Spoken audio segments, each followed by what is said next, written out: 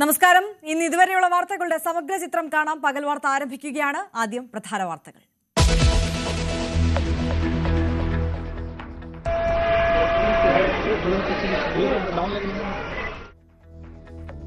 പമ്പയിൽ കുളിച്ച് കറുപ്പുടുത്ത് ഇരുമുടിയേന്തി രാഷ്ട്രപതി.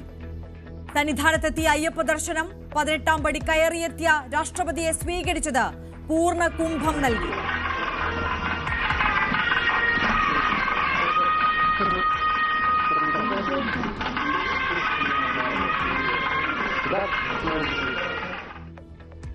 വാവരുനടയിലും തൊഴുത് മടക്കം.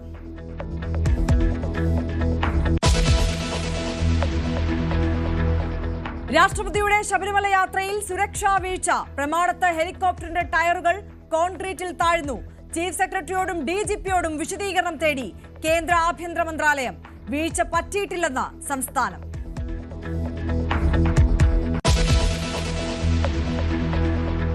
ശബരിമല സ്വർണ്ണ മോഷണത്തിൽ സർക്കാരും ദേവസ്വം ബോർഡും പ്രതിരോധത്തിൽ.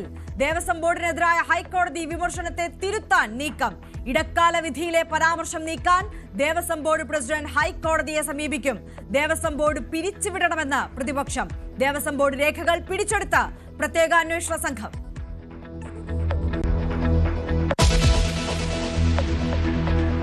പള്ളുരുത്തി സെന്റ് റീത്ത സ്കൂളിൽ നിന്ന് 2 കുട്ടികൾ TC വാങ്ങി. സ്കൂൾ മാറിയത് 2ലും 3ലും പഠിക്കുന്ന സഹോദരികൾ. നടപടി ഹിജാബ് വിവാദത്തിൽ മാനേജ്മെന്റ് നിലപാടിൽ പ്രതിഷേധിച്ച്. ഹൈക്കോടതി വിധിക്ക് ശേഷം തീരുമാനമെടുക്കുമെന്ന് വിവാദത്തിലായ പെൺകുട്ടിയുടെ രക്ഷിതാക്കൾ.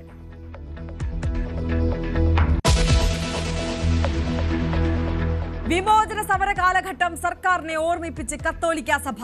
അധ്യാപക നിയമനത്തിൽ അർഹിക്കുന്ന അവകാശം ലഭിക്കണം. അവഗണന തിരിച്ചറിഞ്ഞ് വോട്ട് ചെയ്യാനുള്ള ബോധം സഭാംഗങ്ങൾക്കുണ്ടെന്നും മേജർ ആർച്ച് ബിഷപ്പ് റാഫേൽ തട്ടിൽ.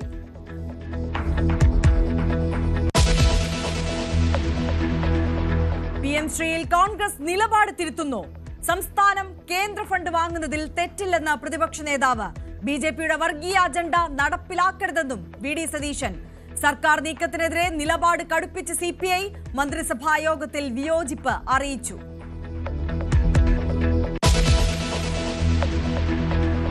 ഹമാസിനെതിരെ വീണ്ടും ഭീഷണി തുടർന്ന് US പ്രസിഡന്റ്. സമാധാന കരാർ കൃത്യമായി പാലിച്ചില്ലെങ്കിൽ മിഡിൽ ഈസ്റ്റ് രാജ്യങ്ങൾ ആക്രമിക്കുമെന്ന് ഡൊണാൾഡ് ട്രംപ്. വെടിനിർത്തലും സമാധാന പദ്ധതിയും സുഗമമായി മുന്നോട്ടു പോകുമെന്ന് വൈസ് പ്രസിഡന്റ് JD വാൻസ്.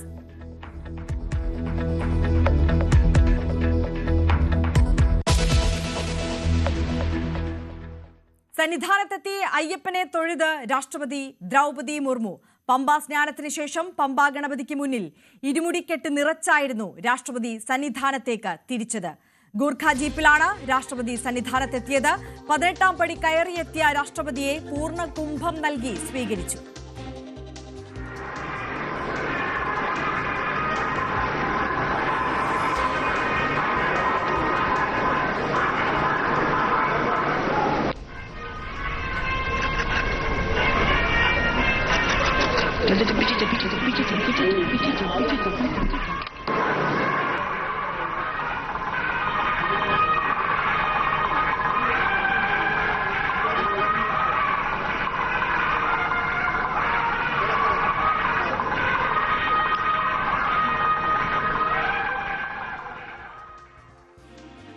പിന്നീട് മാളികപ്പുറത്തും ദർശനം നടത്തി.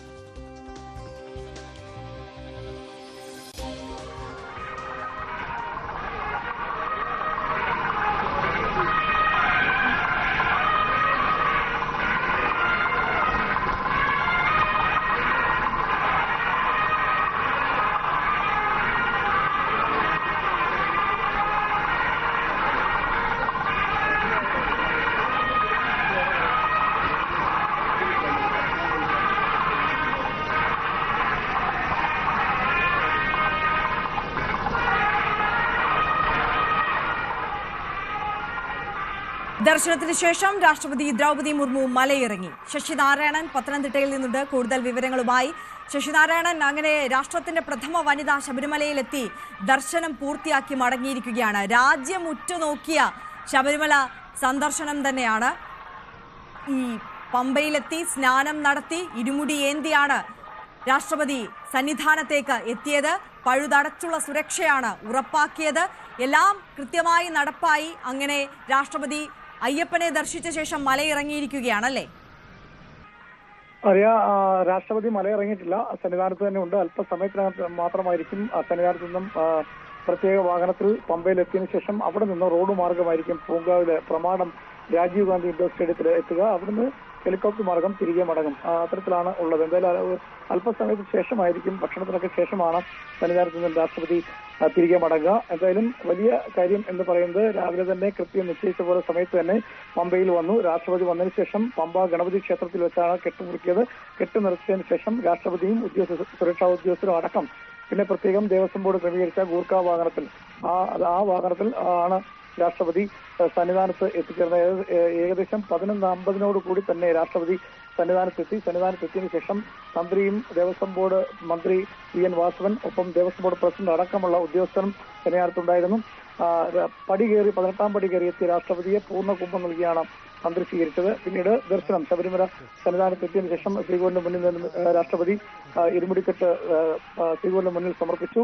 അതിനുശേഷം പ്രത്യേക പൂജകൾക്ക് ശേഷം തന്ത്രിയും മേൽശാന്തിയും പ്രസാദം നൽകി. ഒരു 15 മിനിറ്റോളം ശ്രീകോവിലിന്റെ മുന്നിൽ നിന്നും രാഷ്ട്രപതി ദ്രൗപദി മുർമു പ്രാർത്ഥിച്ച ശേഷമാണ്, തൊഴുതിന് ശേഷമാണ് ചുറ്റമ്പലം, അതായത് മണിമണ്ഡപത്തിലെത്തി അവിടെയും തൊഴുതു. ഒപ്പം ബാബർ നടയിലെത്തി അവിടെയും തൊഴുതു. മാളികപ്പുറ അടക്കമുള്ള ചുറ്റമ്പലത്തിലും ക്ഷേത്രങ്ങളും തൊഴുതിന് ശേഷമാണ് ദേവസ്വം ബോർഡിന്റെ ഗസ്റ്റ് ഹൗസിലേക്ക് എത്തിയിട്ടുള്ളത്. അവിടെ ദേവസ്വം ബോർഡ് പ്രസിഡന്റും മന്ത്രിയും അടക്കമുള്ളവർ രാഷ്ട്രപതിക്ക് ദേവസ്വം ബോർഡ് ഉപകാരം കൈമാറി. അല്പസമയത്തിനകം തന്നെ ഭക്ഷണം കഴിച്ചിട്ട് അവിടെ വിശ്രമിച്ച ശേഷമായിരിക്കും പിന്നീട് മലയിറങ്ങുക. അത്തരത്തിലാണ് ക്രമീകരിച്ചിട്ടുള്ളത്. ഏതായാലും രാഷ്ട്രപതിയുടെ സന്ദർശനം ശബരിമലയെ സംബന്ധിച്ച് വലിയൊരു പ്രതീക്ഷ നൽകുന്ന കാര്യമാണ്. ഒരു അയ്യപ്പ ഭക്ത കൂടിയാണ് രാഷ്ട്രപതി. നേരത്തെ സന്നിധാനത്ത് എത്തുമെന്ന് അറിയിച്ചിരുന്നു. അത് ദിവസം പിന്നീട് മാറ്റിവെച്ചു. അങ്ങനെ ഒരു മുന്നറിയിപ്പ് നേരത്തെ ഉണ്ടായിരുന്നെങ്കിൽ അത് പിന്നീട് ഒഴിവാക്കിയാണ് ഈ 22-ന് വീണ്ടും സന്നിധാനത്തെത്തി ദർശനം നടത്തിയത്. എന്തായാലും രാഷ്ട്രപതിയുടെ ദർശനത്തോടു കൂടി തന്നെ ശബരിമലയുടെ വികസനം വലിയ സാധ്യമാകുന്ന രീതിയിലേക്ക് മാറാൻ സാധ്യതയുണ്ട്. ആഗോളതലത്തിൽ ഇത് ശ്രദ്ധ കേന്ദ്രീകരിക്കുന്ന ക്ഷേത്രമായി മാറിയിട്ടുണ്ട് എന്നുള്ള കാര്യം നമുക്കറിയാം. നേരത്തെ ഈ മുൻ പ്രസിഡന്റ് വി ഗിരി സന്നിധാനത്ത് വന്ന് ദർശനം നടത്തിയിട്ടുണ്ട്. അതിനുശേഷം ഒരു ഇന്ത്യൻ രാഷ്ട്രപതി ആദ്യമായിട്ടാണ് സന്നിധാനത്ത് എത്തി ദർശനം നടത്തുന്നത്. അത് തന്നെ വലിയ രീതിയിൽ ദേവസ്വം ബോർഡിന്റെ പ്രവർത്തനങ്ങൾ മുന്നോട്ട് നയിക്കുന്ന കാര്യങ്ങളും ഒപ്പം ദേവസ്വം ബോർഡിന്റെ വികസനം അടക്കമുള്ള കാര്യങ്ങൾക്ക് വലിയ രീതിയിൽ പ്രതീക്ഷ നൽകുന്ന ഒരു കാര്യം കൂടിയാണ്. വലിയ രീതിയിൽ എല്ലാ അയ്യപ്പ ഭക്തന്മാരുടെ കൂട്ടത്തിന് കെട്ടുനിറച്ച് കൃത്യമായി കറുപ്പ് സാരി ഉടുത്താണ് രാഷ്ട്രപതി സന്നിധാനത്തെത്തിയത്. ആചാരാനുഷ്ഠാനങ്ങളെല്ലാം പാലിച്ച് കൃത്യമായി ദർശനം നടത്തി അല്പസമയത്തിനകം തന്നെ രാഷ്ട്രപതി തിരികെ മടങ്ങും.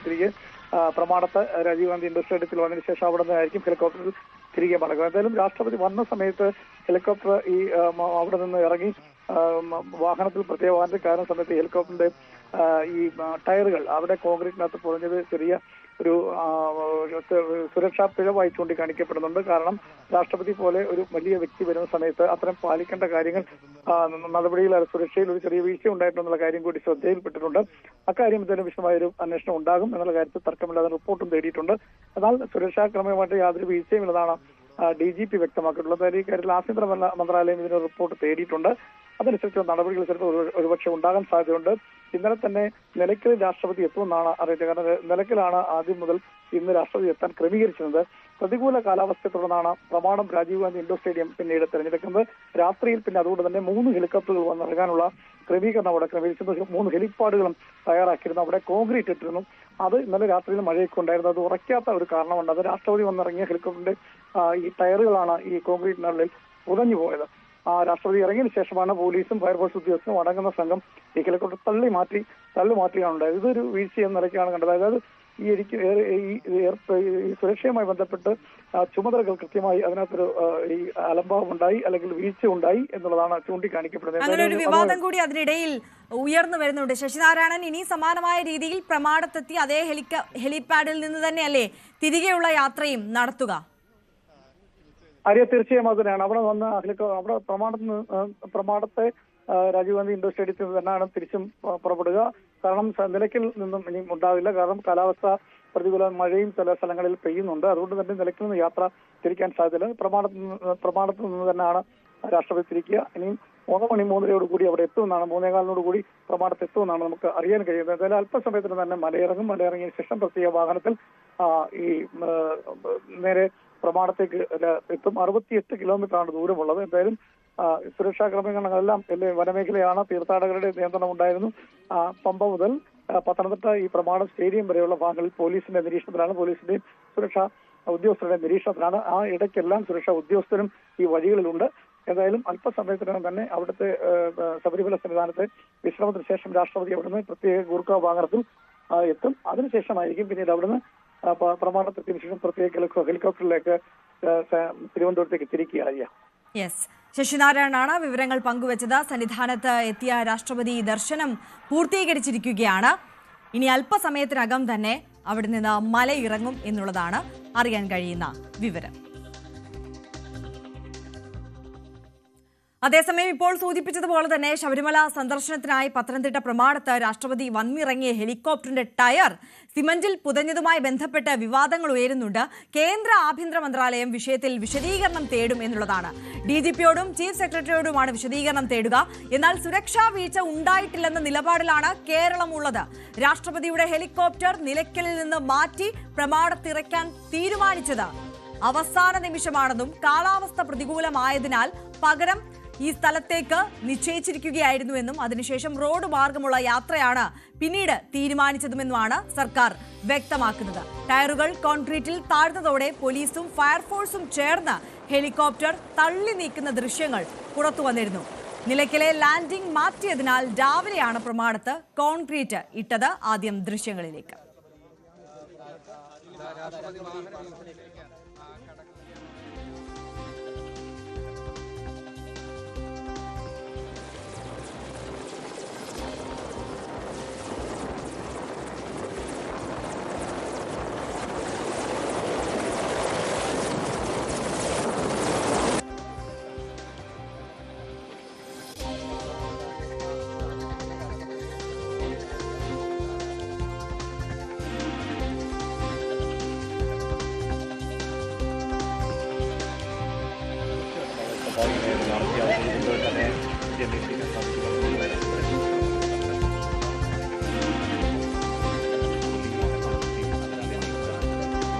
ഡാൻ കുര്യൻ കൂടുതൽ വിവരങ്ങളുമായി നമുക്കൊപ്പം ചേരുകയാണ്.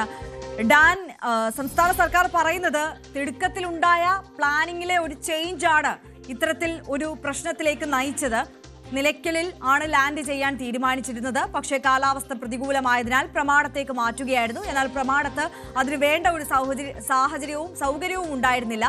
തിടുക്കത്തിൽ അവിടെ ഒരു ഹെലിപാഡ് സജ്ജമാക്കുന്നു. അതിന്റെ കോൺക്രീറ്റ് ഈ മഴയൊക്കെ കാരണം ഉറച്ചില്ല എന്നതാണ് സാഹചര്യം. അതുകൊണ്ടാണ് ഇങ്ങനെ ഒരു ദുരവസ്ഥ ഉണ്ടായത് എന്ന് പറയുന്നു. പക്ഷേ അപ്പോഴും കേന്ദ്രം ഈ വിഷയത്തെ ഗൗരവമായി തന്നെ കാണുന്നുണ്ട്. ഇതൊരു വലിയ സുരക്ഷാ വീഴ്ച സംസ്ഥാന സർക്കാരിന്റെ ഭാഗത്തു നിന്ന് ഉണ്ടായി രാഷ്ട്രപതി എത്തിയ സമയത്ത് എന്ന തരത്തിൽ തന്നെ അതിനെ വിലയിരുത്തുകയാണല്ലേ?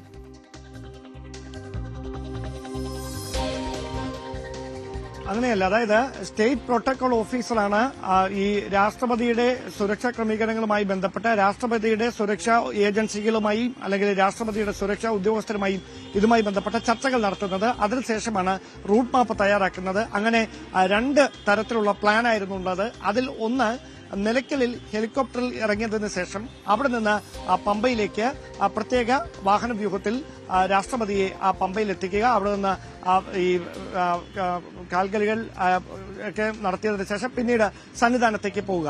മറ്റൊരു പ്ലാൻ, ഏതെങ്കിലും തരത്തിൽ കാലാവസ്ഥ പ്രതികൂലമായാൽ ഇവിടെ നിന്ന് തന്നെ റോഡ് മാർഗം പമ്പയിലേക്ക് പോകുന്നതിന് വേണ്ടിയിട്ടുള്ള രണ്ടാമത്തെ ഒരു പ്ലാനും അവർ തയ്യാറാക്കിയിരുന്നു. അങ്ങനെ രണ്ട് പ്ലാൻ തയ്യാറാക്കി അതുമായി ബന്ധപ്പെട്ട നടപടികൾ ഒരുക്കുന്നതിനിടയിലാണ് ഏറ്റവും അവസാനം, അതായത് ഇന്നലെ അർദ്ധരാത്രിയോടെയാണ് ഈ പ്ലാനിൽ ഒരു മാറ്റം വരികയും കാലാവസ്ഥ വളരെ പ്രതികൂലമായി നിൽക്കുന്ന ഒരു സാഹചര്യം, അതോടൊപ്പം രാഷ്ട്രപതിയുടെ വാഹനവ്യൂഹം ഒരു നിശ്ചിത വേഗതയിൽ മാത്രമേ റോഡ് മാർഗമാണെങ്കിൽ സഞ്ചരിക്കാൻ കഴിയുകയുള്ളൂ. അങ്ങനെ വരുമ്പോൾ 11:50 മുമ്പ് സന്നിധാനത്ത് എത്തുക എന്ന് പറയുന്നതിൽ പ്രായോഗികമായ ബുദ്ധിമുട്ടുകൾ നേരിടും.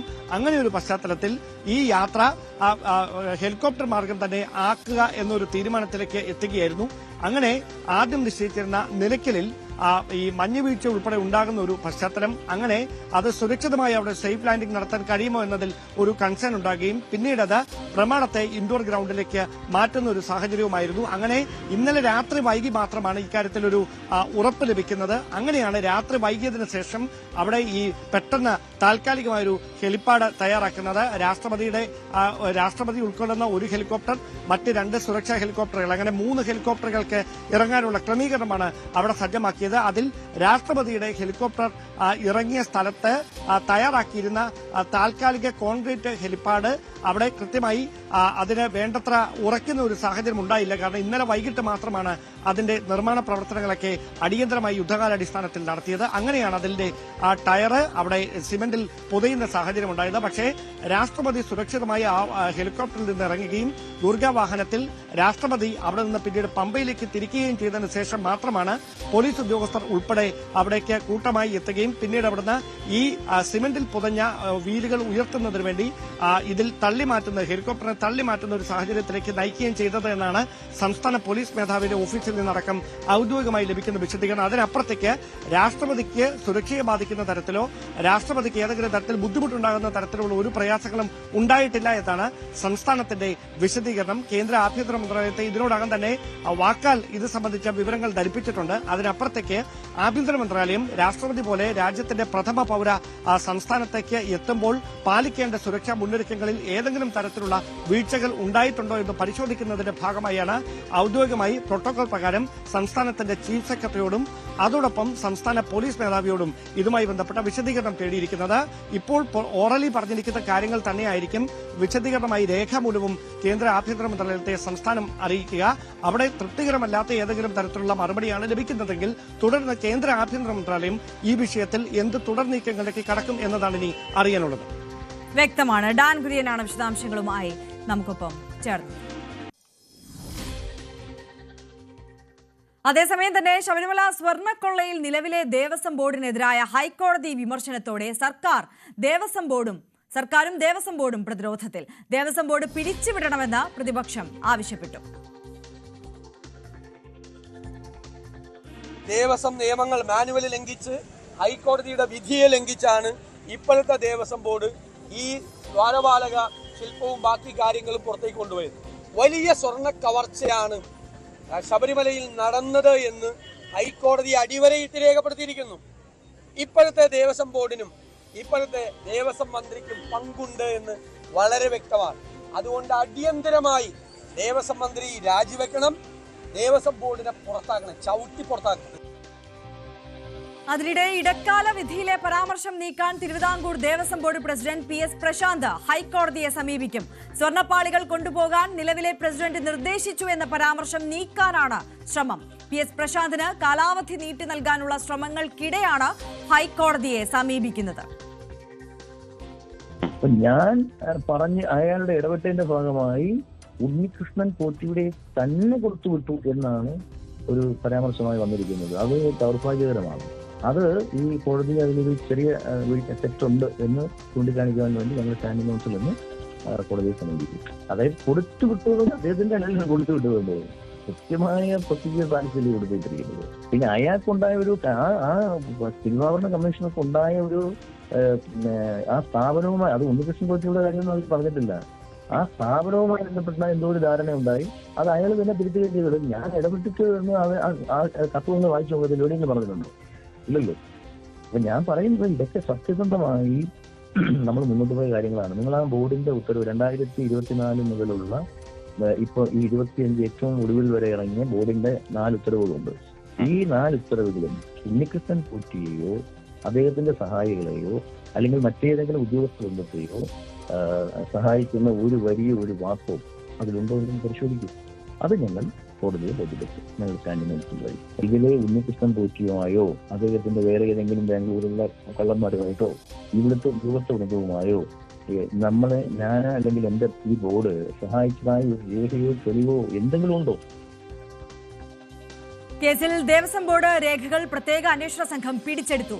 ഉണ്ണികൃഷ്ണൻ പോറ്റിയുടെ സാമ്പത്തിക ഇടപാടുകളെ കുറിച്ച് സഹായി അനന്ത സുബ്രഹ്മണ്യം പ്രത്യേക അന്വേഷണ സംഘത്തിന് മൊഴി നൽകിയതായും സൂചനയുണ്ട്. ഡാൻ കുര്യൻ തുടരുന്നുണ്ട് കൂടുതൽ വിവരങ്ങളുമായി. ഡാൻ, ഇന്നലത്തെ ഹൈക്കോടതിയുടെ പരാമർശത്തോടു കൂടി സർക്കാരും ദേവസ്വം ബോർഡും നിലവിലെ ദേവസ്വം പ്രസിഡന്റും എല്ലാം പ്രതിരോധത്തിലായിട്ടുണ്ട് എന്നുള്ളതിൽ തർക്കമില്ല.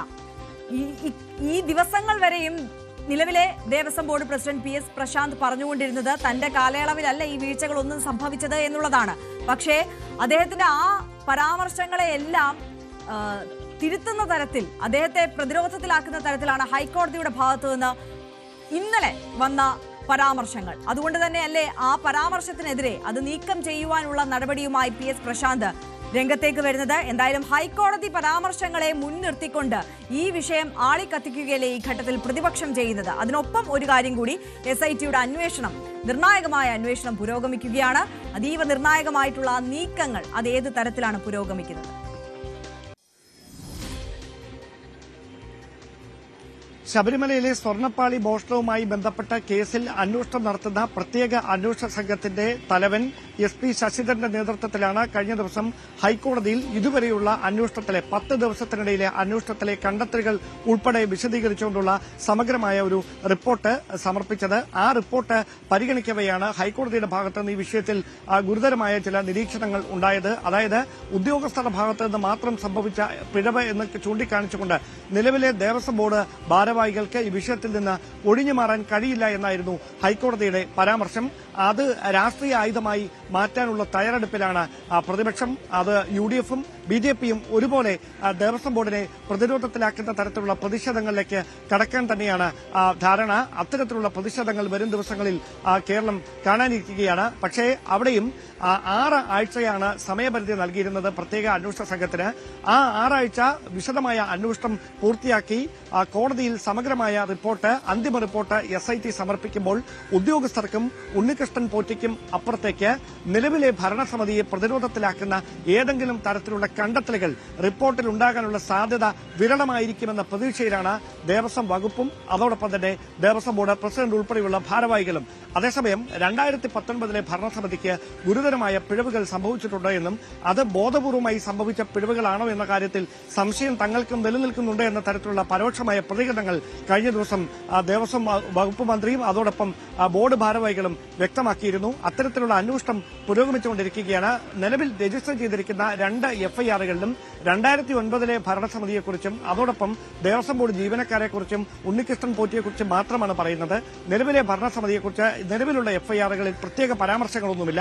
അതേസമയം ദേവസ്വം വിജിലൻസ് നേരത്തെ ഹൈക്കോടതിയിൽ സമർപ്പിച്ച റിപ്പോർട്ടിൽ കൃത്യമായി തന്നെ ഉണ്ണികൃഷ്ണൻ പോറ്റിക്കും ഉദ്യോഗസ്ഥർക്കും അപ്പുറത്തേക്ക് ഗുരുതരമായ ചില പരാമർശങ്ങൾ ഈ കേസുമായി ബന്ധപ്പെട്ട് നടത്തിയിട്ടുണ്ട്. അതിൽ എടുത്തു പറയുന്ന കാര്യം പരപ്രേരണയാലോ, അതായത് ഉദ്യോഗസ്ഥർ ഇങ്ങനെയൊരു ഗൂഢാലോചനയുടെ ഭാഗമായത് പരപ്രേരണയാലോ അല്ലെ കൃത്യമായ ബോധ്യത്തിന്റെ അടിസ്ഥാനത്തിലോ തന്നെയാണ്. അതുകൊണ്ടാണ് സുനിൽകുമാറിനെ അടക്കം സസ്പെൻഡ് ചെയ്യാനുള്ള നടപടിയിലേക്ക് ദേവസ്വം ബോർഡ് കടക്കുകയും ചെയ്തത്. അങ്ങനെയെങ്കിൽ ഉദ്യോഗസ്ഥ തലത്തിനപ്പുറത്തേക്ക് രാഷ്ട്രീയമായി ആർക്കാണ് ഇതിൽ പങ്ക് എന്നൊരു വലിയ ചോദ്യം ഉയരുമ്പോൾ ആ ചോദ്യത്തിന്റെ ഉത്തരമായി 2019 ഭരണസമിതിയിൽ അന്വേഷണം ഒതുങ്ങുമോ അതോ അതിനപ്പുറത്തേക്ക് PS പ്രശാന്ത് നേതൃത്വം നൽകുന്ന നിലവിലെ ഭരണസമിതിയെ പ്രതിസന്ധിയിലാക്കുന്ന ഏതെങ്കിലും തരത്തിലുള്ള നടപടികൾ അന്വേഷണ ഉദ്യോഗസ്ഥരുടെ ഭാഗത്തുനിന്ന് ഉണ്ടാകുമോ എന്നതാണ് അറിയാനുള്ളത്. എന്തായാലും വിഷയത്തെ വലിയ രാഷ്ട്രീയ ആയുധമായി സർക്കാരിനെതിരെ ഉപയോഗിക്കാനുള്ള തയ്യാറെടുപ്പിലാണ് പ്രതിപക്ഷം.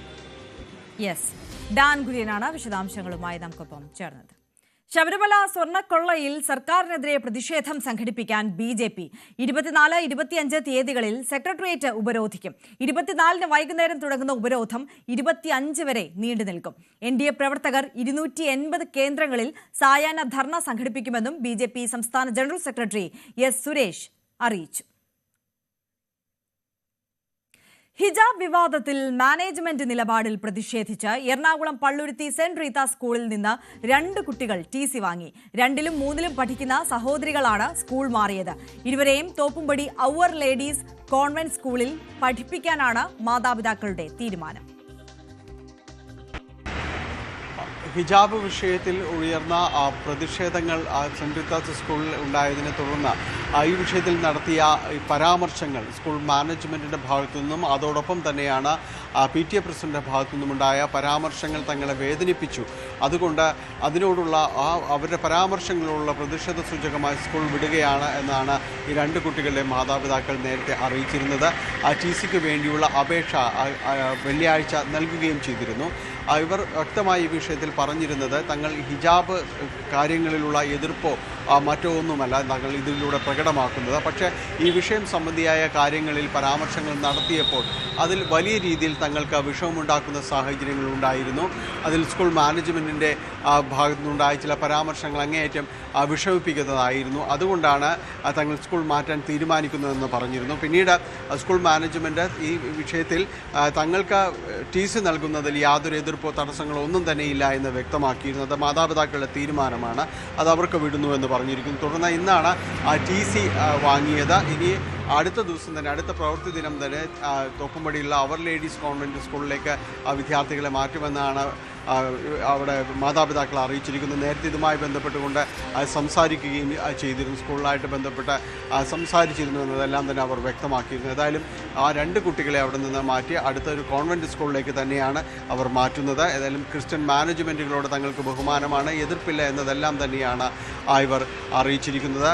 മറ്റൊന്ന്, ഈ വിഷയത്തിന് ഇതിൽ ഹിജാബ് വിവാദത്തിലേക്ക് വന്ന ആ പെൺകുട്ടിയുടെ TC വാങ്ങിക്കാൻ ഉടൻ തന്നെ വാങ്ങിക്കുമെന്നാണ് അവരുടെ പിതാവ് അറിയിച്ചിരുന്നത്. എന്നാൽ ഇത് സംബന്ധിച്ച് ഹൈക്കോടതിയിൽ ഒരു ഹർജി വന്നിരുന്നു. അത് സർക്കാരിൻ്റെ സർക്കുലർ ചോദ്യം ചെയ്തുകൊണ്ട് സെൻറ്റ് റീത്താസ് സ്കൂൾ നൽകിയ ഹർജിയാണ്.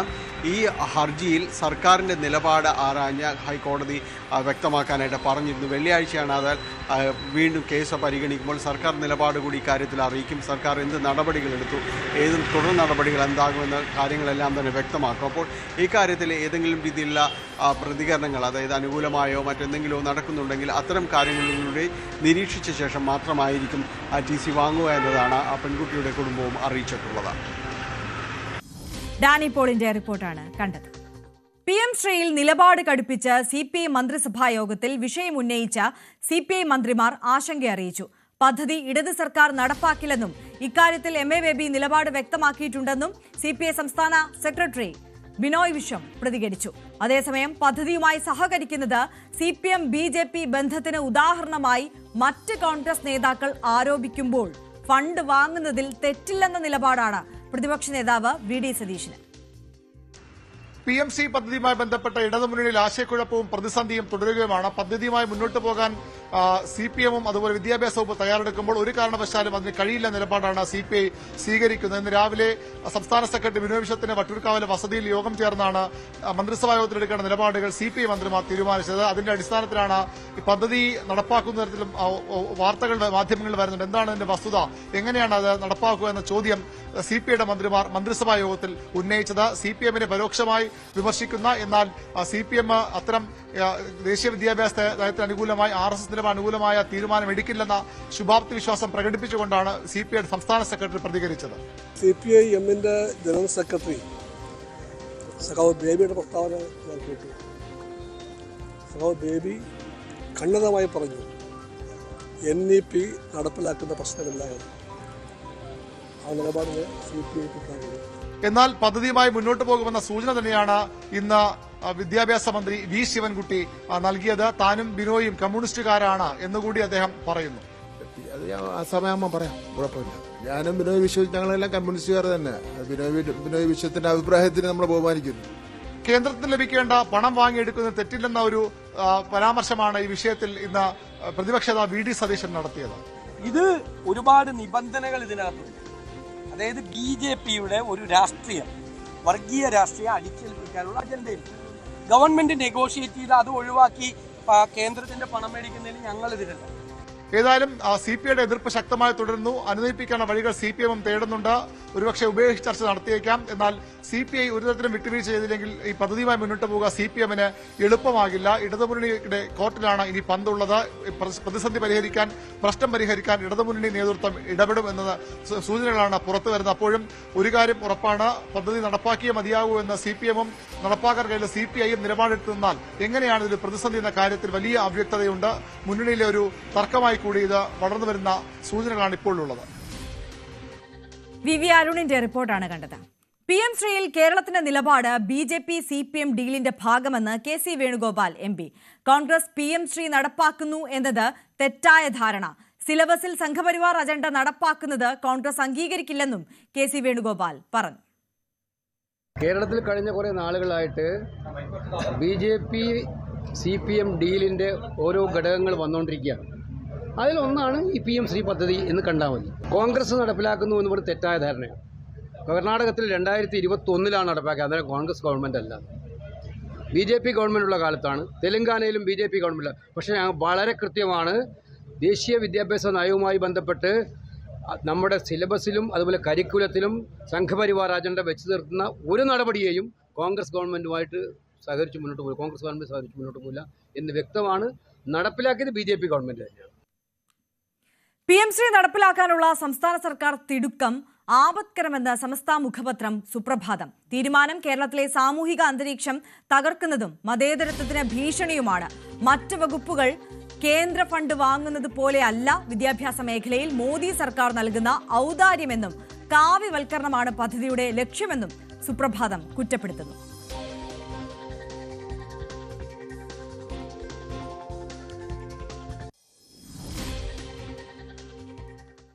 തിരുവനന്തപുരത്ത് CPIയിൽ കൂട്ടരാജി തുടരുന്നു. 50ഓളം പേർ പാർട്ടി വിട്ടു. മണ്ഡലം അസിസ്റ്റന്റ് സെക്രട്ടറി, ലോക്കൽ കമ്മിറ്റി അംഗങ്ങൾ, റെഡ് വോളണ്ടിയർ ജില്ലാ വൈസ് ക്യാപ്റ്റൻ അടക്കമുള്ളവരാണ് പാർട്ടി വിട്ടത്. മുൻ സംസ്ഥാന കൌൺസിൽ അംഗം മീനാങ്കൽ കുമാറിനെ പുറത്താക്കിയതിൽ പ്രതിഷേധിച്ചാണ് കൂട്ടരാജി.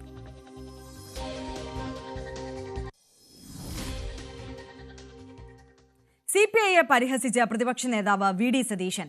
ആരാണ് CPI എന്നാണ് CPI സംസ്ഥാന സെക്രട്ടറി MV ഗോവിന്ദൻ ചോദിച്ചത്. താൻ CPIയെ മുന്നണിയിലേക്ക് ക്ഷണിക്കുന്നില്ല. നാണം കെട്ട് എന്തിനാണ് CPI LDFിൽ നിൽക്കുന്നതെന്നും സതീശൻ ചോദിച്ചു. ഏത് CPI എന്നാണ് MV ഗോവിന്ദൻ ചോദിച്ചത്? ഏത് CPI എന്ന്? സത്യം പറഞ്ഞാൽ ഞങ്ങൾ അവരെ ക്ഷണിക്കണമെന്നില്ല. ഈ നടക്കേണ്ട സഹിച്ചവിടെ നിൽക്കണ ഞങ്ങൾ ചോദിക്കുക ഏത് മുസ്ലിം ലീഗ് എന്ന് ഞങ്ങൾ ചോദിക്കും. മുസ്ലിം ലീഗ് ഞങ്ങളുടെ ഏറ്റവും പ്രധാനപ്പെട്ട രണ്ടാമത്തെ കക്ഷിയാണ്. അല്ല, ഞങ്ങളുടെ ഏറ്റവും പ്രധാനപ്പെട്ട കക്ഷിയാണ് ഞങ്ങളുടെ മുസ്ലിം ലീഗ് എന്ന് പറയുന്നത്. ഈ CPIക്കാരോട് ഏത് CPI എന്ന് പാർട്ടി സെക്രട്ടറി, ആ CPI സെക്രട്ടറി എന്നിട്ട് നാണ സഹിച്ച് അവിടെ ഇങ്ങനെ നിൽക്കുക. എനിക്കെന്നെ സങ്കടം. തെരഞ്ഞെടുപ്പ് അടുത്തതോടെ സർക്കാരിനുമേൽ സമ്മർദ്ദ തന്ത്രവുമായി കത്തോലിക്ക സഭ. അധ്യാപക നിയമനത്തിൽ അർഹിക്കുന്ന അവകാശം കിട്ടണമെന്ന് ആവർത്തിക്കുന്ന സഭ വിമോചന സമര കാലഘട്ടമാണ് ഓർമ്മിപ്പിക്കുന്നത്. അവഗണന തിരിച്ചറിഞ്ഞ് വോട്ട് ചെയ്യാനുള്ള ബോധം 50 ലക്ഷം വരുന്ന സഭാംഗങ്ങൾക്കുണ്ടെന്ന് സിറോ മലബാർ സഭ മേജർ ആർച്ച് ബിഷപ്പ് റാഫേൽ തട്ടിൽ പറഞ്ഞു. തദ്ദേശ തെരഞ്ഞെടുപ്പും നിയമസഭാ തെരഞ്ഞെടുപ്പും എല്ലാം വളരെ അടുത്ത് നിൽക്കെയാണ് സംസ്ഥാന സർക്കാരിനെ കടുത്ത സമ്മർദ്ദത്തിലാക്കിക്കൊണ്ട് കത്തോലിക്ക സഭ രംഗത്ത് വന്നത് എന്നുള്ളതാണ് ഏറ്റവും ശ്രദ്ധേയം. അടിയന്തരാവസ്ഥ അടക്കം ഓർമ്മിപ്പിച്ചുകൊണ്ടാണ് സിറോ മലബാർ സഭയുടെ കേരളത്തിലെ അധ്യക്ഷൻ archbishop major archbishop Raphael Thattil തന്റെ നിലപാട് വ്യക്തമാക്കിയത്, സഭയുടെ നിലപാട് വ്യക്തമാക്കിയത്. അതായത് അധ്യാപന നിയമന വിഷയത്തിൽ അത് നടപ്പാക്കണം, അതിന് അംഗീകാരം ലഭിക്കണം, അത് ലഭിക്കണം എന്നത് കുറെ കാലമായി സഭ ഉന്നയിച്ചുകൊണ്ടിരിക്കുന്നതാണ്. അത് ലഭിച്ചില്ലെങ്കിൽ തെരഞ്ഞെടുപ്പിൽ തിരിച്ചടി ഉണ്ടാകും എന്ന് തന്നെയാണ് അദ്ദേഹം എടുത്തു പറയുന്നത്. കത്തോലിക്കര് മാന്യരാണ്, ക്രൈസ്തവര് മാന്യതയുള്ളതാണ്, ഞങ്ങൾക്ക് സംസ്കാരമുണ്ട്, ഞങ്ങൾ വഴക്കുകൂടാൻ വരുന്നവരല്ല. പക്ഷെ ഞങ്ങൾക്ക് അർഹിക്കുന്ന അവകാശങ്ങള് മറ്റുള്ളവർക്ക് കൊടുത്തിട്ടും ഞങ്ങളെ പരിഗണിക്കാൻ സന്മനസ് കാണിക്കാത്ത രാഷ്ട്രീയ കക്ഷികളെ തിരിച്ചറിയാനുള്ള ബുദ്ധിയൊക്കെ ഞങ്ങൾക്കുണ്ട്. അത് കാണിക്കേണ്ട ജനാധിപത്യത്തിന്റെ ഏറ്റവും വലിയ പരീക്ഷണശാലയിലേക്ക് നമ്മൾ അടുക്കുകയാണ്. നമ്മുടെ ജനങ്ങളോട് ഒരു രാഷ്ട്രീയ കക്ഷിക്ക് വോട്ട് ചെയ്യാൻ നമ്മൾ പറഞ്ഞ് ഒരിക്കലും ഒരു സംവിധാനമോ ഒരു സമ്മർദ്ദമോ ചെലുത്താറില്ല. പക്ഷേ സമൂഹത്തോടും സമുദായത്തോടും രാഷ്ട്രീയ കക്ഷികൾ കാണിക്കുന്ന അസാമാന്യമായിട്ടുള്ള അനീതി നിറഞ്ഞ അവഗണനയെ തിരിച്ചറിയാനും അതിനെ തിരിച്ചുകുത്താനുള്ള ബോധമൊക്കെ ഞങ്ങൾക്കുണ്ട്. അതായത് കഴിഞ്ഞ ഈ പ്രശ്നങ്ങൾ സഭ ഉയർത്തിയ ശേഷം മുഖ്യമന്ത്രി തന്നെ ഇടപെട്ടുകൊണ്ട് കോടതിയിൽ അനുകൂല നിലപാട് സ്വീകരിക്കുമെന്ന് പ്രഖ്യാപിച്ചിരുന്നു. വിദ്യാഭ്യാസ മന്ത്രി വി ശിവൻകുട്ടി ചങ്ങനാശ്ശേരി അതിരൂപത ആസ്ഥാനത്തെത്തി ചർച്ചയ്ക്ക് ക്ഷണിക്കുന്ന സാഹചര്യം ഉണ്ടായിരുന്നു. അങ്ങനെ ജോസ് കെ മാണിയൊക്കെ ഇടപെട്ടുകൊണ്ടാണ് ഈ ഒരു പ്രശ്നപരിഹാരത്തിന് ശ്രമം നടത്തിയത്. പക്ഷെ അതിനുശേഷവും ഇതിലൊരു അതായത് കോടതിയിൽ വിഷയം എത്തുമ്പോൾ തങ്ങൾ എതിർക്കില്ല എന്ന നിലപാട് മാത്രമാണ് സർക്കാർ സ്വീകരിച്ചത് എന്ന് ചൂണ്ടിക്കാണിച്ചുകൊണ്ട് നേരത്തെ പാലാ രൂപത ആസ്ഥാനത്ത് നടന്ന യോഗത്തിന് ശേഷം സഭ നിലപാട് വ്യക്തമാക്കിയതാണ്. എന്തായാലും അതിനെല്ലാം പിന്നാലെയാണ് വീണ്ടും കത്തോലിക്ക സഭയുടെ സിറോ മലബാർ സഭയുടെ അധ്യക്ഷൻ തന്നെ നിലപാട് വ്യക്തമാക്കിക്കൊണ്ട് രംഗത്ത് വരുന്നത് എന്നുള്ളതാണ് ഏറ്റവും ശ്രദ്ധേയമായിട്ടുള്ളത്. എന്തായാലും മധ്യ കേരളത്തിലടക്കം വളരെ പ്രധാനപ്പെട്ടതാണ് ക്രൈസ്തവ വോട്ടുകൾ. പല സീറ്റുകളും കഴിഞ്ഞ നിയമസഭാ തെരഞ്ഞെടുപ്പിലും തദ്ദേശ തെരഞ്ഞെടുപ്പിലും നിരവധി പഞ്ചായത്തുകളും ജില്ലാ പഞ്ചായത്ത് അടക്കം പിടിച്ചെടുക്കുന്നതിനുൾപ്പെടെ വലിയ നിർണായകമായ സ്വാധീനം ചെലുത്തിയ വോട്ടുകളാണ് സഭാ വോട്ടുകൾ. ആ സഭാ വോട്ടുകളിലാണ് ഇപ്പോൾ ഒരു വലിയ സമ്മർദ്ദവുമായി സഭ രംഗത്ത് വരുന്നത് എന്നുള്ളതാണ് ഏറ്റവും ശ്രദ്ധേയമായിട്ടുള്ളത്. ഈ വിഷയത്തെ സർക്കാർ എങ്ങനെ പരിഹരിക്കും എന്നുള്ളതാണ് തീർച്ചയായും കാത്തിരുന്ന് കാണേണ്ടത്. ജി ശ്രീജിത്തിന്റെ റിപ്പോർട്ടാണ് കണ്ടത്. കോട്ടയം പള്ളിക്കാത്തോട്ടിൽ കലുങ്ക് സഭ കഴിഞ്ഞ് മടങ്ങുന്നതിനിടെ കേന്ദ്രമന്ത്രി സുരേഷ് ഗോപിയുടെ വാഹനത്തിന് മുന്നിൽ ചാടി പ്രദേശവാസി.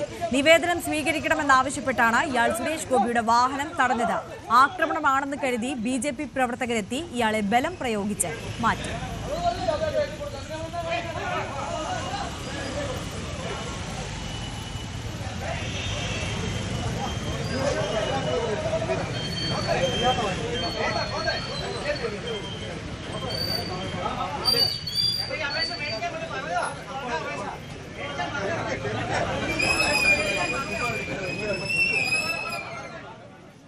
ജനങ്ങളെ താൻ അവഹേളിച്ചാൽ പ്രശ്നം പരിഹരിക്കപ്പെടുന്ന സാഹചര്യമാണ് കേരളത്തിലുള്ളതെന്ന് പള്ളിക്കാത്തോട്ടെ കലുങ്ക് സഭയിൽ സുരേഷ് ഗോപി പറഞ്ഞു.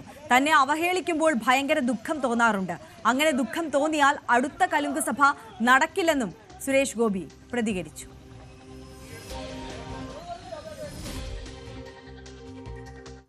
മുഖ്യമന്ത്രി വർഗീയവാദിയെന്ന് BJP സംസ്ഥാന അധ്യക്ഷൻ രാജീവ് ചന്ദ്രശേഖർ.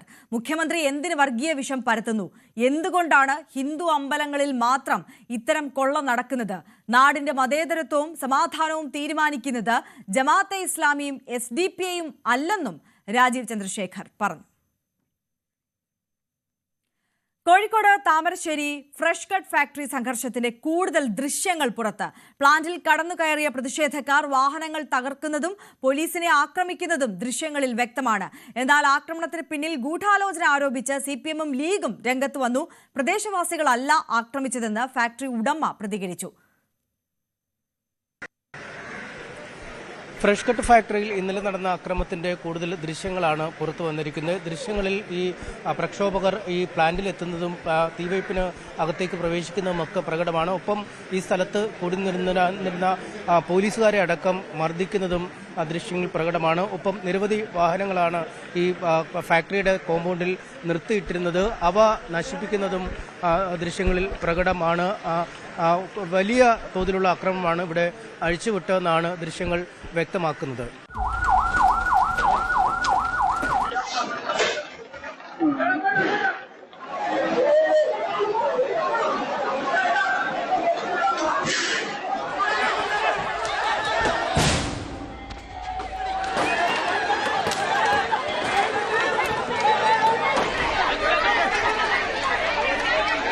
ഫ്രഷ് കട്ടിന് നേരെ നടന്ന അക്രമങ്ങൾ ആസൂത്രിതമാണ് എന്നാണ് ഉടമകളും പറയുന്നത്.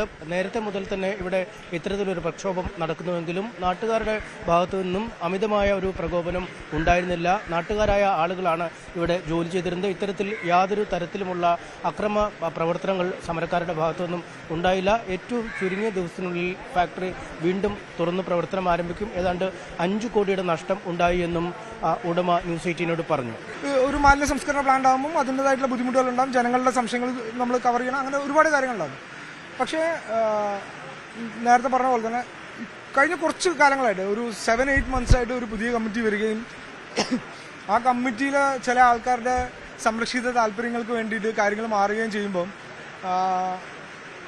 ഇവിടുത്തെ ആൾക്കാർക്ക് അത് ചെയ്യാനുള്ള ധൈര്യമില്ല. അല്ലെങ്കിൽ അങ്ങനത്തെ ഒരു രീതിയിൽ അവർ പ്രവർത്തിക്കുന്നത് അങ്ങനെ ഉണ്ടെങ്കിൽ എനിക്കിത് നേരത്തെ കിട്ടുമായിരുന്നു. അപ്പോൾ it's A planned crime, planned well executed crime, അങ്ങനെയൊക്കെ എനിക്ക് അതിനെക്കുറിച്ച് പറയാൻ പറ്റുള്ളൂ. ഞങ്ങളെ സംബന്ധിച്ച് ഞങ്ങൾ 100% എന്തൊക്കെ ടെക്നോളജികൾ ഉപയോഗിക്കാൻ പറ്റും ആ ടെക്നോളജികൾ ഉപയോഗിച്ചിട്ട് പൈലറ്റ് പ്ലാന്റ് ആയിട്ടാണ് ഞങ്ങൾ പോയിക്കൊണ്ടിരിക്കുന്നത്. അക്രമികൾ ഫാക്ടറി എത്തിയപ്പോൾ തങ്ങൾക്ക് നേരെയും അതിക്രമം നടത്തിയെന്നാണ് തൊഴിലാളികൾ പറയുന്നത്. നേരത്തെ ബിരിയാണി ചലഞ്ച് അടക്കം നടത്തി പണസമാഹരണം നടത്തിയിരുന്നു. നിയമ നടപടികളിലേക്ക് നീങ്ങിയാൽ സമര നേതാക്കൾക്കടക്കം നിയമപരമായ സംരക്ഷണം നൽകുന്നതിനുള്ള ധനസമാഹരണം അടക്കം പൂർത്തിയാക്കിയിരുന്നുവെന്നും തൊഴിലാളികൾ പറയുന്നു. ഒരു കാലത്ത് ഇവിടുത്തെ തൊഴിലാളികളായിരുന്നു. അപ്പം ഞാൻ അവരെ കണ്ട് ഞാൻ അവരോട് സംസാരിക്കുകയൊക്കെ ചെയ്താൽ അപ്പം ശരീരം അടിക്കുകയോ പിടിയോ എന്തെങ്കിലും ഉണ്ടെങ്കിൽ നിങ്ങൾ നേരത്തെ കാര്യങ്ങൾ പറയണം, ഞങ്ങൾ ഇവിടുന്ന് പോയി തരാം എന്നൊക്കെ ഞങ്ങൾ പറഞ്ഞു കൊടുത്തിട്ടും പോലെ അത് തന്നെയാണ് ചെയ്ത്. ഇപ്പോൾ കണ്ടില്ല, എൻ്റെ ഒരു ജീവന മാർഗ്ഗമാണ് ഓട്ടോറിക്ഷയായിരുന്നു, അതും തല്ലിപ്പൊളിച്ച് അതും തീയിട്ട് ഒക്കെ ചെയ്തിട്ടുണ്ട്. അപ്പോൾ ആ കൂട്ടത്തിലുള്ളവരുള്ള എല്ലാ ആൾക്കാരും ഇവിടെ പണിയെടുത്തവരാണ്. 90% ആൾക്കാരും ഇവിടെ പണിയെടുത്തവരുള്ളതായിരുന്നു. അതാണ് ഇന്നലെ ഉണ്ടായ സംഭവം മുഴുവൻ. കണ്ടെയ്നറിൻ്റെ അകത്ത് കയറ്റിയിട്ട് കണ്ടെയ്നർ ലോക്ക് ചെയ്തിട്ട് വണ്ടിക്ക് തീടുകയാണ് ഉണ്ടായത്. ഇതിൽ ആംബുലൻസ് വന്നിട്ടാണ് അവരെ കൊണ്ടുപോയെന്നാണ് പറഞ്ഞിട്ടുള്ളത്. ഫ്രഷ് കട്ട് വിഷയത്തിൽ പുറത്തുനിന്നുള്ളവരാണ് അക്രമം കാട്ടിയത്, അല്ലെങ്കിൽ ഗുരുതരമായ ചില ഗൂഢാലോചനകൾ നടന്നിട്ടുണ്ട് എന്ന ആരോപണമായി രാഷ്ട്രീയ പാർട്ടികളും രംഗത്തെത്തിയിരിക്കുന്നു. മുസ്ലിം ലീഗ് എല്ലാ തരത്തിലുമുള്ള പിന്തുണ സമരത്തിന് പ്രഖ്യാപിച്ചിട്ടുണ്ട്. പോലീസിന്റെ ഇടപെടലാണ് കാര്യങ്ങൾ കൂടുതൽ വഷളാക്കിയത്. സംഭവത്തെപ്പറ്റി വളരെ ഗൗരവമുള്ള അന്വേഷണം നടത്തണമെന്നും മുസ്ലിം ലീഗും UDF ജില്ലാ കമ്മിറ്റിയും ആവശ്യപ്പെടുന്നു. ഇന്നത്തെ സമരത്തിനല്ല, ഞങ്ങൾ തുടങ്ങിയ കാലം മുതൽക്ക് സമരം നമ്മളെ സംബന്ധിച്ചിടത്തോളം ആ സമരത്തിന് പൂർണ്ണമായി UDF ഉണ്ട്. പക്ഷേ ഇന്നത്തെ സമരം മാത്രമല്ലല്ലോ, 2019 സമരമല്ലേ. ആ സമരം ചോരയിൽ മുക്കിക്കൊന്ന് ഈ സമരത്തെ പൂർണ്ണമായും അടിച്ചമർത്താനാണ് ആരെങ്കിലും ആഗ്രഹിക്കുന്നെങ്കിൽ അത് നടക്കില്ല. ജനങ്ങൾക്ക് ഈ രാജ്യത്ത് ശുദ്ധവായു കിട്ടണം, അവർക്ക് നല്ല വെള്ളം കുടിക്കണം, അവർക്ക് ജീവിക്കണം. അതിജീവനത്തിനുള്ള ഒരു പോരാട്ടമാണ് അവിടെ നടന്നുകൊണ്ടിരിക്കുന്നത്. CPM സമാനമായ ആവശ്യം തന്നെയാണ് മുന്നോട്ട് വച്ചിരിക്കുന്നത്. സമഗ്രമായ അന്വേഷണം സംഭവങ്ങളെക്കുറിച്ച് അനിവാര്യമാണ്. നേരത്തെ മുതൽ സമരം നടക്കുന്നുവെങ്കിലും പ്രകോപനത്തിന്റെ പാതയിലേക്ക് നീങ്ങിയിട്ടില്ല. ചില പ്രത്യേക സംഘടനകളുടെ ഇടപെടലാണ് സമരത്തെ ഈ പ്രക്ഷോഭത്തിന്റെ പാതയിലേക്ക് അല്ലെങ്കിൽ ആക്രമണത്തിന്റെ പാതയിലേക്ക് നീക്കിയത്. CPM നേതാവ് അടക്കം ബ്ലോക്ക് DYFI ബ്ലോക്ക് സെക്രട്ടറി അടക്കം ഒന്നാം പ്രതിയായി നിരവധി FIRകൾ രജിസ്റ്റർ ചെയ്തിട്ടുണ്ട്. ഒരു തരത്തിലുമുള്ള അക്രമ പ്രവർത്തനങ്ങളിൽ അദ്ദേഹം ഏർപ്പെട്ടിരുന്നില്ല. ജനങ്ങൾക്കൊപ്പം സമരമുഖത്ത് അണിനിരുന്ന് പ്രകോപനത്തിന്റെ പാതയിൽ നിന്നും പിന്തിരിപ്പിക്കുകയാണ് ചെയ്തതെന്നാണ് CPM ഏരിയ സെക്രട്ടറി പറയുന്നത്. അത് ഒരിക്കലും ന്യായീകരിക്കാൻ കഴിയാത്ത രൂപത്തേക്ക് ചില പ്രശ്നമുണ്ടായി. സ്ത്രീകളും കുട്ടികളും ഉൾപ്പെടെയുള്ള അവരുടെ പ്രശ്നത്തെ മാത്രം മുൻനിർത്തി നടത്തിയ സമരവും ആ സമരത്തിൽ ഇത്തരമൊരു അക്രമം പൊട്ടിപ്പുറപ്പെടണമെങ്കിൽ സ്വാഭാവികമായിട്ടും ഇതിന്റെ പിറകിൽ മറ്റെന്തെങ്കിലും ഉദ്ദേശമുണ്ടോ? അതിന് അങ്ങനെ ഉദ്ദേശം വെച്ച ചില കക്ഷികളെല്ലാം ഈ സമരത്തിന്റെ പിറകിലുണ്ടോ എന്ന് ഗൗരവമായ രൂപത്തേക്ക് പരിശോധിക്കേണ്ടതുണ്ട്. അവിടെ നിരവധി പോലീസുകാർക്ക് പരിക്കേറ്റു, സ്ത്രീകൾ കുട്ടികൾ ഉൾപ്പെടെയുള്ളവർക്ക് പരിക്കേറ്റു, പോലീസിന് പരിക്കേറ്റു, ഫാക്ടറിക്ക് തീ വെക്കുന്ന രൂപത്തേക്ക് അവസ്ഥയുണ്ടായി, വാഹനങ്ങൾ തകർക്ക ചെയ്യുന്ന അവസ്ഥ. ഇങ്ങനെയൊന്നും സാധാരണ ഒരു ജനാധിപത്യപരമായ രൂപത്തിലേക്കുള്ള സമരത്തിനകത്ത് ഒരു കാലത്തും ഉയർന്നു വരാത്തൊരു പ്രശ്നമാണ്. അത് ബോധപൂർവമായി ഇങ്ങനെ ഒരു സമരത്തിലേക്ക്, കാരണം ഇങ്ങനെ തീവെപ്പൊക്കെ സംഘടിപ്പിക്കപ്പെടണമെങ്കിൽ സ്വാഭാവികമായ ഒരു പെട്ടെന്നുണ്ടാകുന്ന ഒരു വിഷയത്തിൽ നിന്ന് അങ്ങനെ വരാൻ സാധ്യത ഇല്ല എന്നാണ് ഞങ്ങൾ മനസ്സിലാക്കുന്നത്. പോലീസ് നടപടികൾ ഊർജിതമാക്കിയിട്ടുണ്ട്. സംഭവവുമായി ബന്ധപ്പെട്ട് 6 FIRകൾ ഇതിനകം രജിസ്റ്റർ ചെയ്തിരിക്കുന്നു. 321 പേരെ പ്രതികളാക്കിയാണ് കേസെടുത്തിരിക്കുന്നത്. അക്രമത്തിൽ ഏർപ്പെട്ടിരുന്നവരെ ദൃശ്യങ്ങളടക്കം പരിശോധിച്ച് പോലീസ് കണ്ടെത്തിയിട്ടുണ്ട്. പക്ഷേ അവർ പലരും ഒളിവിലാണ് എന്നാണ് പോലീസ് നൽകുന്ന വിശദീകരണം. കൂടുതൽ ആളുകളെ കണ്ടെത്താനുള്ള ശ്രമം ഊർജിതമാക്കിയിട്ടുണ്ട്. ഇന്നലെ നടന്ന അക്രമങ്ങളിൽ പരിക്കേറ്റ് റൂറൽ SPയും CEയും DYSP അടക്കമുള്ള പോലീസുകാർ ചികിത്സയിൽ തുടരുകയാണ്. ഫോറൻസിക് ഉദ്യോഗസ്ഥരും മറ്റുമെത്തി ഫാക്ടറിയിലും തെളിവ് ശേഖരണം നടത്തി. MS അനീഷ് കുമാറിന്റെ റിപ്പോർട്ടാണ് കണ്ടത്. താമരശ്ശേരി ഫ്രഷ് കട്ട് ഫാക്ടറി സംഘർഷത്തിന് പിന്നിൽ ചില ശക്തികൾ പ്രവർത്തിച്ചിട്ടുണ്ടെന്ന് മന്ത്രി MB രാജേഷ്. ഗൗരവമായ വിഷയമാണ്, സർക്കാർ നടപടിയെടുക്കും. എല്ലാ പരിശോധനകളും നടത്തി. നിർദ്ദേശങ്ങളുടെ അടിസ്ഥാനത്തിൽ മാറ്റം വരുത്തിയാണ് കഴിഞ്ഞ ദിവസം സ്ഥാപനം പ്രവർത്തനം തുടങ്ങിയതെന്നും മന്ത്രി പറഞ്ഞു. ഇത് വളരെ യാദൃശ്ചികമായിട്ട് നടന്നതാണ് എന്ന് കരുതാനാവില്ല. അതിന്റെ പിന്നിൽ ചില ശക്തികൾ പ്രവർത്തിച്ചിട്ടുണ്ടെന്നുള്ളത് ആ സ്വഭാവത്തിൽ തന്നെ വ്യക്തമാണ്. അല്ലെങ്കിൽ സാധാരണ പ്രതിഷേധം ഇങ്ങനെയല്ലല്ലോ നടക്കുക. ജനകീയമായ പ്രതിഷേധമായിരുന്നെങ്കിൽ ഇങ്ങനെയാണോ നടക്കുക? അവിടെ പോയിട്ട് അക്രമം നടത്തി, പോലീസിനെ ആക്രമിച്ചു, തീയിട്ട് നശിപ്പിച്ചു എന്നൊക്കെ പറഞ്ഞാൽ അത് സാധാരണ ജനകീയ പ്രതിഷേധമല്ല. ചില ഛിദ്രശക്തികൾ ജനകീയ പ്രതിഷേധത്തിൽ നുഴഞ്ഞു കയറിയിട്ടുണ്ട് എന്ന് വേണം സംശയിക്കാൻ. ആ ഛിദ്രശക്തികൾ സ്ത്രീകളെയും കുട്ടികളെയൊക്കെ മറയാക്കി നടത്തിയ ഒരു തരത്തിലും ന്യായീകരിക്കാൻ പറ്റാത്ത അക്രമമാണത്. അക്രമത്തെ അക്രമമായി തന്നെ കാണും. അല്ല, അത് നിയമാനുസൃതമായിട്ടുള്ള നടപടി സ്വീകരിക്കും. സർക്കാർ നിയമാനുസൃതം മാത്രമേ പോകൂ. നിയമാനുസൃതമുള്ള നടപടി സ്വീകരിക്കും. അത് ഈ പറഞ്ഞ അക്രമം കാണിച്ചവർക്കെതിരെ നിയമാനുസൃതമായിട്ടുള്ള നടപടി ഉണ്ടാവും. ഇതൊന്നും വെച്ചുറപ്പിക്കാൻ പറ്റുന്നതല്ല. യുവനടിയും മോഡലുമായ നിവാഷിനി കൃഷ്ണയുടെ ഗ്ലാമർ ചിത്രങ്ങൾ റീപോസ്റ്റ് ചെയ്തതിന് തമിഴ്നാട് ഉപമുഖ്യമന്ത്രി ഉദയനിധി സ്റ്റാലിന് നേരെ സൈബർ ആക്രമണം. വാർത്ത തെറ്റാണെന്ന് DMK വാദിച്ചെങ്കിലും മുഖ്യധാര തമിഴ് മാധ്യമങ്ങളും വിഷയം ഏറ്റെടുത്തതോടെ ഉദയനിധിയുടെ കൈ തട്ടി ചിത്രം റീപോസ്റ്റ് ആയതാണെന്ന് പാർട്ടി വാദിച്ചു. നിലവിൽ ഉദയനിധി റീപോസ്റ്റ് പിൻവലിച്ചിട്ടുണ്ട്. ഈ വിഷയത്തെ സംബന്ധിച്ച് അദ്ദേഹത്തിന്റെ പക്കൽ നിന്നും ഔദ്യോഗിക വിശദീകരണമൊന്നും വന്നിട്ടില്ല. എന്നാൽ നിവാഷിനി കൃഷ്ണന്റെ ഇൻസ്റ്റഗ്രാം പോസ്റ്റുകളുടെ കമന്റ് ബോക്സുകളിൽ ഉപമുഖ്യമന്ത്രിയെ വിമർശിച്ചും കളിയാക്കിയും നിരവധി പേരാണ് രംഗത്തെത്തുന്നത്. തമിഴ് ബിഗ് ബോസ് സീസൺ 6 മത്സരാർത്ഥിയായിരുന്നു നിവാഷിനി. ബൂംറാങ് എന്നൊരു തമിഴ് ചിത്രത്തിലും അഭിനയിച്ചിട്ടുണ്ട്. സീറ്റ് നിർണയത്തോടെ RJDയുമായി ഉടലെടുത്ത തർക്കങ്ങൾ പരിഹരിക്കാൻ കോൺഗ്രസ് നേതാവ് അശോക് ഗെഹ്ലോത്തിന്റെ സാന്നിധ്യത്തിൽ പട്നയിൽ നിർണായക ചർച്ചകൾ. RJD അധ്യക്ഷൻ ലാലു പ്രസാദ് യാദവുമായി ഗെഹ്ലോത്ത് കൂടിക്കാഴ്ച നടത്തി. ഇന്ത്യ സഖ്യ പാർട്ടികൾ നേർക്കുനേർ ഏറ്റുമുട്ടുന്ന സാഹചര്യം പരമാവധി ഒഴിവാക്കുകയാണ് ലക്ഷ്യം. ആശയക്കുഴപ്പങ്ങൾക്കെല്ലാം പരിഹാരമുണ്ടാകുമെന്ന് ഗെഹ്ലോത്ത് പ്രതികരിച്ചു. 243 सीटें यहाँ पर है. 243 सीटों में 5-7 सीटों में तो थोड़ा कंफ्यूजन हो जाता है. केवल फ्रेंडली फाइट भी होती है. उसमें कोई ज्यादा इसको आपको बहुत सीरियस लेना नहीं चाहिए. ऐसा माहौल बना दिया पूरे प्रदेश में. महागठबंधन में झगड़े हो गए हैं. कोई झगड़ा नहीं है. सब मिलके ही कैंपेन करेंगे और सब मिलके ही काम करेंगे और जीत के आएंगे. ये माहौल बना. അതിനിടെ അധികാരത്തിലെത്തിയാൽ ജീവിക പദ്ധതിയിൽ ഉൾപ്പെട്ട സ്ത്രീകളുടെ ശമ്പളം 30,000 രൂപയാക്കുമെന്ന് RJD നേതാവ് തേജസ്വി യാദവ് പ്രഖ്യാപിച്ചു. ER രാഗേഷ് കൂടുതൽ വിവരങ്ങളുമായി നാഷണൽ ഡെസ്കിൽ നിന്ന് ചേരുകയാണ്. ഈ സമവായത്തിലേക്ക് കാര്യങ്ങൾ കൊണ്ടെത്തിക്കാൻ ഗെഹ്ലോത്തിന്റെ സന്ദർശനത്തിനും കൂടിക്കാഴ്ചയ്ക്കുമൊക്കെ സാധിക്കുന്നുണ്ടോ? അത്തരത്തിൽ പരമാവധി പ്രശ്നങ്ങൾ പരിഹരിക്കുക എന്ന ലക്ഷ്യം തന്നെയാണ് ഈ സന്ദർശനം കൊണ്ട് കോൺഗ്രസ് ഹൈക്കമാൻഡ് ഉദ്ദേശിക്കുന്നത്. കാരണം കോൺഗ്രസും RJDയും തമ്മിൽ നേർക്കുനേർ വരുന്ന 5 മണ്ഡലങ്ങളുണ്ട്. ഇതുകൂടാതെ VIPക്കെതിരെയും കോൺഗ്രസ് വരുന്നുണ്ട്. CPIയും കോൺഗ്രസും തമ്മിൽ നേർക്കുനേർ പോരാട്ടമുണ്ട്. രണ്ടാം ഘട്ടത്തിന്റെ പത്രിക പിൻവലിക്കാനുള്ള സമയപരിധി നാളെ അവസാനിക്കുകയാണ്. ഇപ്പോൾ നിലവിൽ ഏതാണ്ട് 10 മണ്ഡലങ്ങളിൽ മുന്നണി പാർട്ടികൾ തന്നെ ഏറ്റുമുട്ടുന്ന സാഹചര്യമുണ്ട്. അത് പരമാവധി ഒഴിവാക്കുക എന്ന് തന്നെയാണ് ഈ സന്ദർശനം കൊണ്ട് ലക്ഷ്യം വെക്കുന്നത്.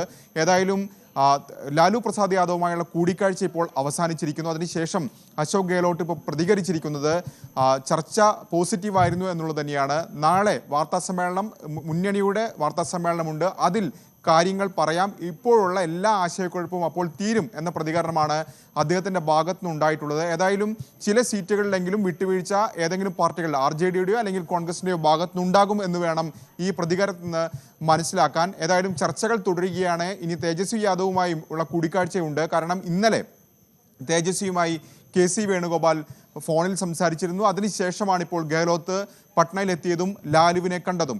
അതേസമയം തന്നെ സ്ത്രീ വോട്ടർമാരെ ആകർഷിക്കാനുള്ള ശ്രമം ഇന്ത്യ സഖ്യത്തിന്റെ ഭാഗത്തുനിന്നും നടക്കുകയാണ്. തേജസ്വി യാദവ് ഇന്ന് രാവിലെ വാർത്താസമ്മേളനം നടത്തി. അതിലാണ് ജീവിക പദ്ധതിയുടെ ഭാഗമായ സ്ത്രീകൾക്ക് പ്രതിമാസം 30,000 രൂപ ഇന്ത്യ സഖ്യം അധികാരത്തിൽ വരികയാണെങ്കിൽ നൽകും എന്ന് അദ്ദേഹം പ്രഖ്യാപിച്ചത്. പ്രത്യേകിച്ച് കേരളത്തിലെ കുടുംബശ്രീക്ക് സമാനമായുള്ളൊരു പദ്ധതിയാണ് ജീവിക പദ്ധതി. ഏതാണ്ട് 1 കോടി സ്ത്രീകൾ ഇതിൻ്റെ ഭാഗമാണ്. അവർക്ക് നിലവിലുള്ള ശമ്പളം ഏതാണ്ട് 30,000 രൂപ പ്രതിമാസം നൽകുമെന്ന് പ്രഖ്യാപിക്കുമ്പോൾ സ്ത്രീ വോട്ടിൽ ഏതായാലും ഇന്ത്യ സഖ്യവും ലക്ഷ്യം വെക്കുന്നു. കാരണം ഈ തെരഞ്ഞെടുപ്പിന് തൊട്ടു മുമ്പാണ് 10,000 രൂപ സ്വയം തൊഴിൽ ആരംഭിക്കാനായി സർക്കാർ പ്രഖ്യാപിച്ചത്. അപ്പോൾ അതിന് സമാനമായ രീതിയിലൊരു വാഗ്ദാനം ഇപ്പോൾ തേജസ്വിയുടെ ഭാഗത്തുനിന്നും ഉണ്ടാവുകയാണ്. ഇതുകൂടാതെ നിലവിൽ ജീവികയുടെ പദ്ധതിയിൽ ഭാഗമായ സ്ത്രീകൾ എടുത്ത ലോണുകൾ അധികാരത്തിൽ വന്നാൽ എഴുതിത്തള്ളും, അവർക്ക് പലിശരഹിത വായ്പ അനുവദിക്കുമെന്ന പ്രഖ്യാപനം കൂടി ഇപ്പോൾ തേജസ്വിയുടെ ഭാഗത്തുനിന്ന് ഉണ്ടായിരിക്കുകയാണ്. ആര്യ. CR രാഗേഷാണ് വിശദാംശങ്ങളുമായി ചേർന്നത്. ദീപാവലി ആഘോഷങ്ങൾക്ക് പിന്നാലെ ഡൽഹിയിലെ വായു നിലവാരം അപകടകരമായ നിലയിൽ. ഇന്ന് പുലർച്ചെ 5:30 രാജ്യ തലസ്ഥാനത്ത് റിപ്പോർട്ട് ചെയ്ത ശരാശരി AQI 345 ഇന്നലെ പലയിടത്തും 500 മുകളിൽ AQI ഉയർന്നു. മെമ്മറി കാർഡ് വിവാദത്തിൽ ചലച്ചിത്ര താരങ്ങളുടെ സംഘടനയായ അമ്മയിൽ തെളിവെടുപ്പ്. 5 അംഗ കമ്മീഷൻ രൂപീകരിച്ചാണ് തെളിവെടുപ്പ് നടത്തുന്നത്. ശ്വേത മേനോൻ, ജോയ് മാത്യു, ദേവൻ, ശ്രീലത നമ്പൂതിരി, കുക്കു പരമേശ്വരൻ എന്നിവരാണ് കമ്മിറ്റി അംഗങ്ങൾ.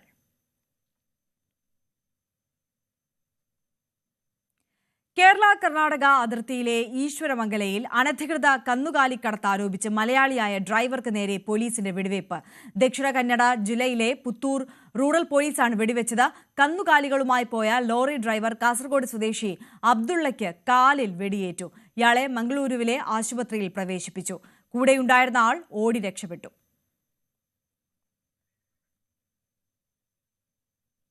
ഇടുക്കി നഴ്സിംഗ് കോളേജിലെ വിദ്യാർത്ഥികളെ താൻ ഭീഷണിപ്പെടുത്തിയിട്ടില്ലെന്ന് CPM ഇടുക്കി ജില്ലാ സെക്രട്ടറി CV വർഗീസ്. ഭീഷണിപ്പെടുത്തിയാൽ അത് തുറന്നു പറയുന്നതിന് ഒരു മടിയുമില്ല. നഴ്സിംഗ് കോളേജ് മാറ്റാൻ ചിലർക്ക് ഗൂഢാലോചനയുണ്ട്. പിന്നിൽ ഒരു വിഭാഗം ഉദ്യോഗസ്ഥരും അധ്യാപകരും PTA കമ്മിറ്റി അംഗങ്ങളുമാണെന്നും CV വർഗീസ് ആരോപിച്ചു. PTA-കാരുടെ സമീപനം എന്ന് പറഞ്ഞാൽ ഇല്ലാതെ പെട്ടു കഴിഞ്ഞാൽ കുട്ടികൾക്കെല്ലാം പോകാം. അത് വളരെ കൃത്യമായ ഒരു ആലോചന, ഗൂഢാലോചന ഉണ്ട് അതിൻ്റെ പിന്നെ. അതിനൊരു തർക്കവും വേണ്ട. കഴിഞ്ഞ പ്രാവശ്യം അവിടെ നഴ്സിംഗ് കോളേജ് തെരഞ്ഞെടുപ്പിൽ അവിടെ ഒരു അധ്യാപകനും PTA-കാരുടെ മുൻകൈ എടുത്ത് ഒരു വിദ്യാർത്ഥി സംഘടന ഇല്ലാതെ ഇൻഡിപെൻഡൻ്റ് ആയിട്ടൊരു സംഘടന ഉണ്ടാക്കി തെരഞ്ഞെടുപ്പ് നടത്തി ഈ കുട്ടികളെ അവിടെ പാവകളായി കളിക്കാൻ വേണ്ടി ഉപയോഗപ്പെടുത്താം.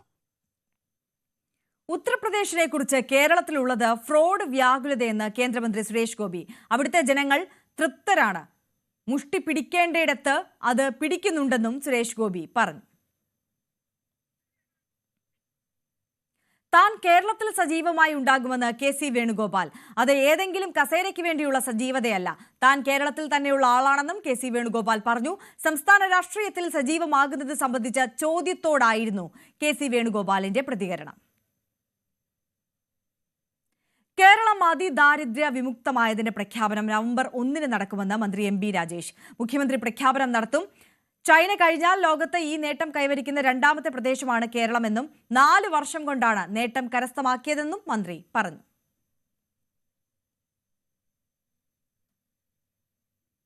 ഹമാസിനെതിരെ വീണ്ടും ഭീഷണി തുടർന്ന് US പ്രസിഡന്റ് ഡൊണാൾഡ് ട്രംപ്. സമാധാന കരാർ കൃത്യമായി പാലിച്ചില്ലെങ്കിൽ മിഡിൽ ഈസ്റ്റ് രാജ്യങ്ങൾ ഹമാസിനെ ആക്രമിക്കുമെന്ന് മുന്നറിയിപ്പ്. ട്രൂത്ത് സോഷ്യൽ വഴിയായിരുന്നു ട്രംപിന്റെ പ്രതികരണം. ഇതിനിടെ വെടിനിർത്തലും സമാധാന പദ്ധതിയും സുഗമമായി മുന്നോട്ടു പോകുമെന്ന് US vice president JD Vance വ്യക്തമാക്കി.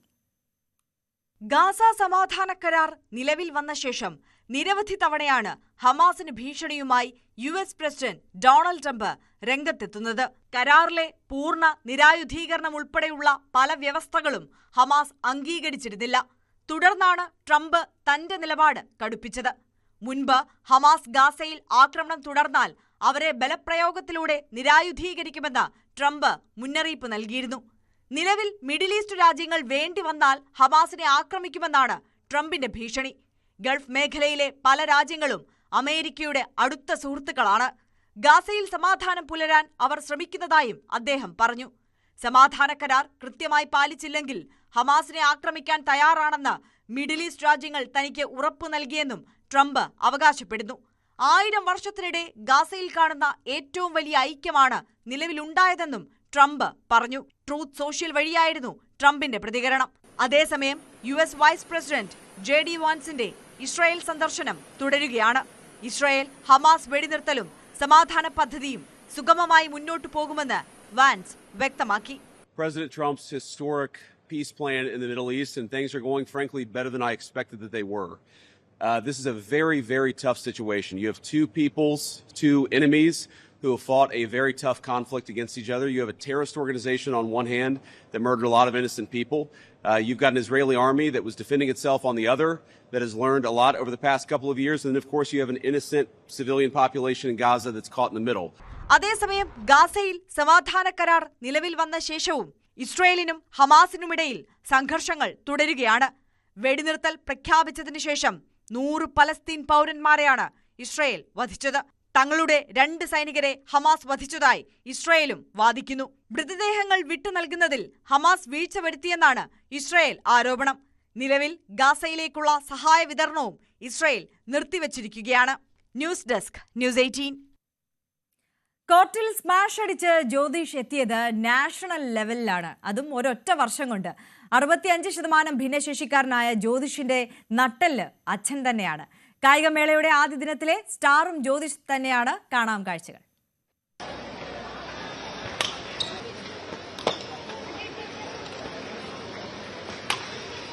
ഇൻക്ലൂസീവ് ബാഡ്മിന്റൺ പോരാട്ടം നടക്കുമ്പോഴേക്കും കഴിഞ്ഞ ദിവസം തന്നെ ഏറ്റവും വലിയ സ്റ്റാർ മെറ്റീരിയൽ ആയിട്ട് മാറുന്നത് ജ്യോതിഷ് തന്നെയാണ്. ആ ജ്യോതിഷിനൊപ്പം തന്നെയാണ് ഞാൻ നിൽക്കുന്നത്. ജ്യോതിഷിന്റെ അച്ഛനും എന്നോടൊപ്പം ചേരുന്നുണ്ട്. ജ്യോതിഷ് ഇന്നത്തെ മത്സരം എങ്ങനെ ഉണ്ടായിരുന്നു? കടുത്തോ? നല്ല ഒരു വാശിയേറിയ പോരാട്ടമാണ്. വളരെ സന്തോഷമുണ്ട് പങ്കെടുക്കാൻ സാധിച്ചതില്. ഫസ്റ്റ് കളി കഴിഞ്ഞേ ഉള്ളൂ, ഇനി ഒരു കളി കൂടി ഉണ്ട്. അപ്പോഴത്തേക്കും അതിനുവേണ്ടിയുള്ള തയ്യാറെടുപ്പിലാണ്. ജ്യോതിഷ് സ്റ്റാർ മെറ്റീരിയൽ ആണ്. നിങ്ങൾക്ക് എല്ലാവർക്കും പലയിടത്തും പല ലേഖനങ്ങൾ ഉൾപ്പെടെ ജ്യോതിഷിനെ പറ്റി വന്നിട്ടുണ്ട്. ജ്യോതിഷ് നാഷണൽസ് കളിച്ചതാണ്. ജ്യോതിഷ് നാഷണൽസിലെ വിശേഷങ്ങൾ പറയാം. ജ്യോതിഷ് അതെങ്ങനെ ഉണ്ടായിരുന്നു? നാഷണൽസ് വളരെ നല്ല ടഫായിരുന്നു. നല്ല നാഷണൽ പ്ലേയേഴ്സ്, പുതിയ ആൾക്കാർ, പുതിയ കൂട്ടുകെട്ട്, ഒരുപാട് കാര്യങ്ങൾ പഠിക്കാനും കഴിഞ്ഞു, കളിക്കാനും. ജ്യോതിഷിന്റെ നട്ടല് ബാക്ക് ബോൺ എന്ന് പറഞ്ഞ ജ്യോതിഷിന്റെ അച്ഛനാണെങ്കിൽ എന്താണ് പറയൂ, ഏതാണ് കാര്യം? എന്റെ പേര് സുരേഷ് എന്നാണ്. ഇങ്ങനെ പയ്യനിങ്ങനെ ഒരു